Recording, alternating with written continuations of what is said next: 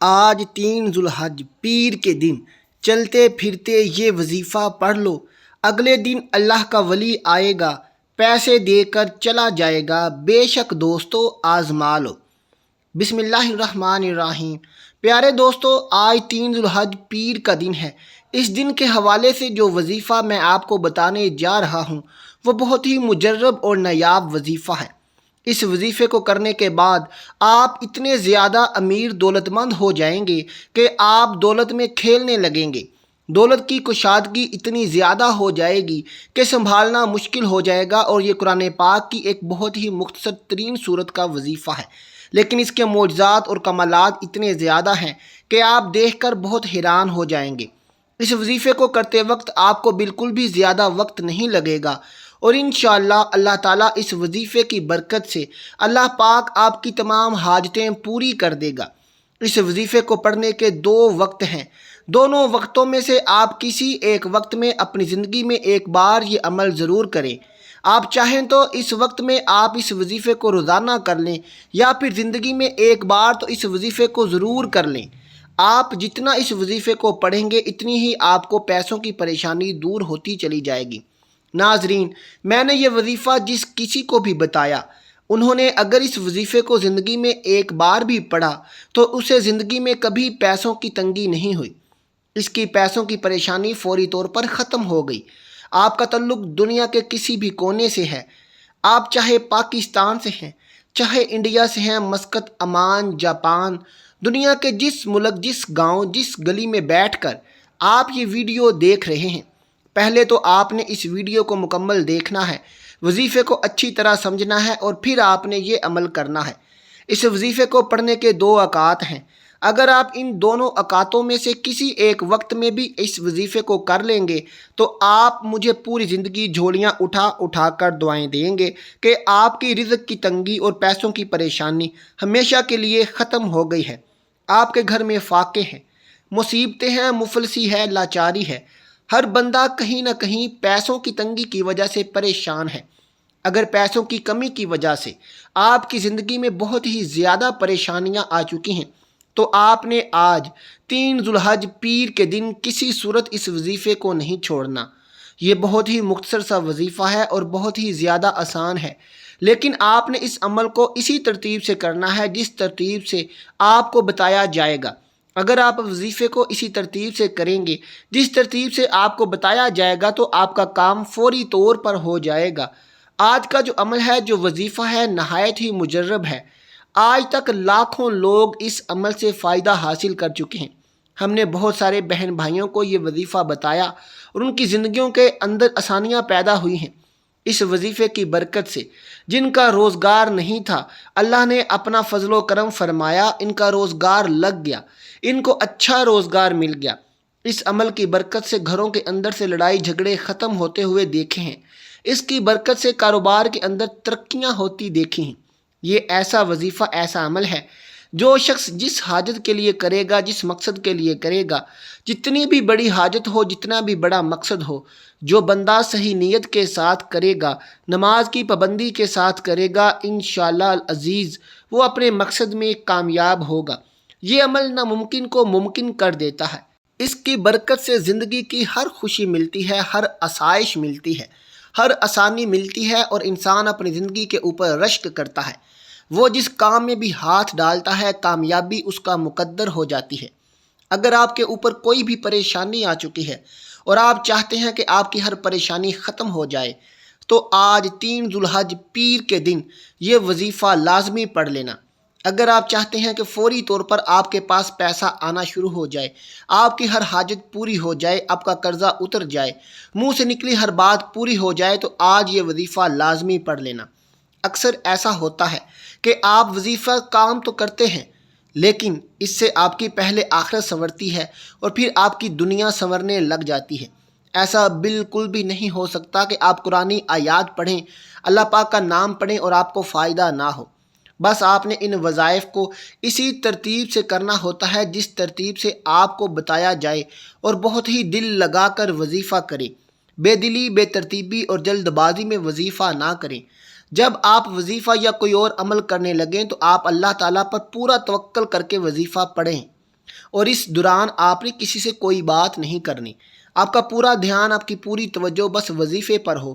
جب آپ کوئی وظیفہ یا عمل کریں تو آپ ہرگز کسی کو نہ بتائیں کہ آپ نے یہ وظیفہ کیا ہے یا آپ یہ وظیفہ کر رہے ہیں۔ یہ تمام باتیں بہت ہی ضروری ہیں۔ آپ نے ان تمام باتوں پر ضرور عمل کرنا ہے اور وظائف کرتے رہنا ہے۔ اور ایک ضروری بات یہ ہے کہ آپ وظائف کے ساتھ ساتھ روزانہ استغفر اللہ کی تسبیح ضرور کریں اور 5 وقت کی نماز ادا کریں۔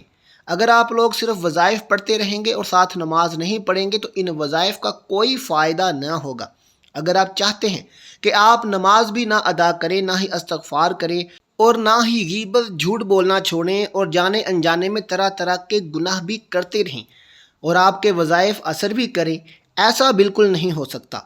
جب آپ اپنے گناہوں سے توبہ کر لیں گے اور استغفار کی تسبیح پڑھیں گے، جو عمل آپ کو بتایا جائے، جس ترتیب سے بتایا جائے، اس پر عمل کرتے ہوئے جب آپ وظیفہ پڑھیں گے تو انشاءاللہ آپ کو اس کا فائدہ ضرور حاصل ہوگا۔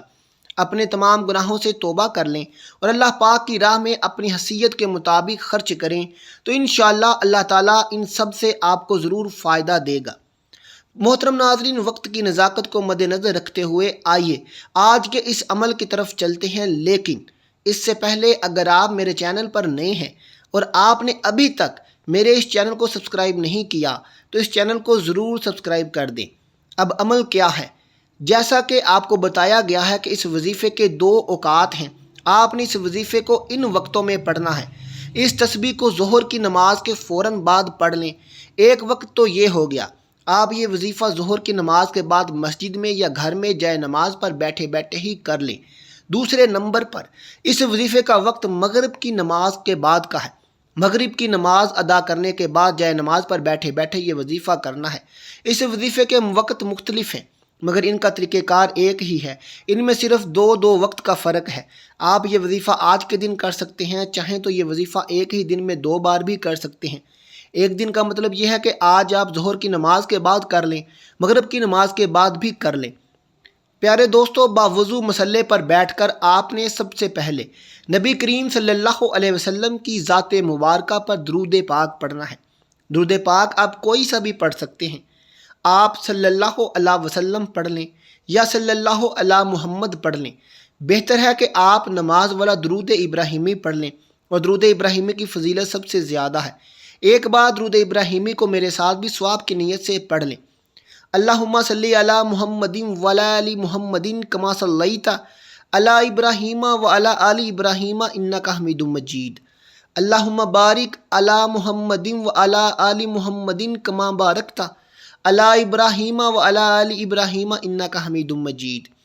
درود پاک پڑھنے کے بعد آپ نے سب سے پہلے اپنے مقصد کی نیت کرنی ہے۔ آپ کے اوپر قرضہ ہے، آپ قرض سے نجات چاہتے ہیں، آپ کرائے کے مکان میں رہتے ہیں، اپنا ذاتی گھر خریدنا چاہتے ہیں، آپ کی اولاد آپ کا کہاں نہیں مانتی، نافرمان اولاد کے لیے پڑھ لو، میاں بیوی میں محبت کی کمی کے لیے پڑھ لو، من پسند نوکری، من پسند شادی کے لیے پڑھ لو، آپ کو کوئی بڑی رقم چاہیے اس کے لیے پڑھ لو، کوئی بھی آپ کی خواہش ہے جو آج تک پوری نہیں ہو سکی اس کے لیے پڑھ لو۔ اپنے خاص مقصد کی نیت کرتے ساتھ ہی فوری طور پر آپ نے ایک بار اعوذ باللہ من الشیطان الرجیم بسم اللہ الرحمن الرحیم پڑھ کر وظیفے کا آغاز کرنا ہے۔ اور سب سے پہلے نمبر پر آپ نے جو وظیفہ پڑھنا ہے وہ وظیفہ یا سلامو کا وظیفہ ہے۔ یا سلامو کا مطلب ہے اے سلامتی عطا کرنے والی ذات۔ اگر آپ چاہتے ہیں کہ آپ کے اوپر اللہ تعالیٰ اپنی سلامتی عطا فرمائے تو آج آپ نے پہلے نمبر پر یا سلامو کا وظیفہ پڑھنا ہے۔ یہ وظیفہ آپ نے کیسے پڑھنا ہے، کتنی بار پڑھنا ہے، توجہ سے سنیے گا۔ یا سلامو 1 بار ہو گیا، یا سلامو 2 بار ہو گیا، یا سلامو 3 بار ہو گیا۔ اس طرح سے آپ یا سلامو کو ہاتھ کی انگلیوں پر پڑھ لیں یا تسبیح کے دانوں پر پڑھ لیں۔ آپ نے صرف اور صرف 12 مرتبہ اس کو پڑھنا ہے۔ اس کے بعد دوسرے نمبر پر آپ نے جو وظیفہ پڑھنا ہے وہ وظیفہ سورہ کوثر کا وظیفہ ہے۔ سورہ کوثر قرآن مجید کی مختصر ترین سورت ہے، لیکن یہ سورہ بہت ہی زیادہ معجزات کی حامل ہے۔ رزق میں وسعت کے لیے اور پریشانیوں سے نجات کے لیے بہت ہی اہم سورت ہے۔ تو آپ نے اس سورہ مبارکہ کو خلوص دل اور نیت کے ساتھ پڑھنا ہے۔ ثواب کی نیت سے 1 مرتبہ سورہ کوثر کی تلاوت سماعت فرما لیں۔ بسم اللہ الرحمن الرحیم انا اعطیناک الکوثر فصلی لربک وانحر ان شانئک ھو الابتر۔ سورہ کوثر کو آپ نے دوسرے نمبر پر 11 بار پڑھنا ہے۔ جب آپ سورہ کوثر کو دوسرے نمبر پر 11 بار پڑھ لیں تو اب آپ نے تیسرے اور آخری نمبر پر کون سا وظیفہ پڑھنا ہے یہ سمجھ لیں۔ پیارے دوستو، تیسرا وظیفہ آپ نے یا غنیوں کا پڑھنا ہے۔ یا غنیوں پڑھنے سے آپ مالدار ہو جائیں گے۔ آپ کی جتنی بھی رزق کی تنگی ہوگی وہ ساری ختم ہو جائے گی۔